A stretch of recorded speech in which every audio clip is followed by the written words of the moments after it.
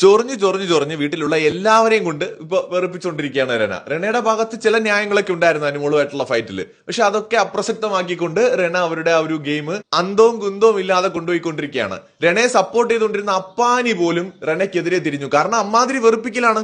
കിച്ചണിൽ അവർ ജോലിയായിട്ട് നിൽക്കല്ലേ, അപ്പൊ അവരെ പുറകെ നടന്ന് വെറുപ്പിക്കുക എന്ന് പറയുന്നത് വളരെ മോശമാണ്. അതൊരു ബേസിക് മാനേഴ്സ് ആണ്. അവരെല്ലാവർക്കും വേണ്ടിയിട്ടല്ലേ ഫുഡ് ഉണ്ടാക്കുന്നത്.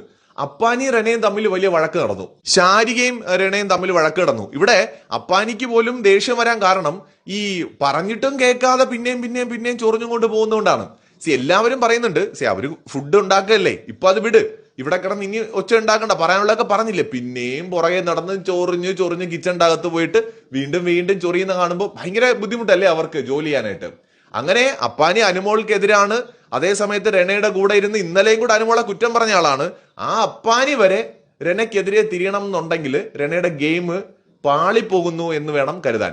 അത് ഇനിയുള്ള ദിവസങ്ങളിൽ ഇതേ രീതി പോയി കഴിഞ്ഞാൽ റെനയ്ക്ക് തന്നെ തിരിച്ചടി ആവാനാണ് സാധ്യത. കൂടുതൽ അപ്ഡേറ്റ്സുമായി വീണ്ടും വരാം.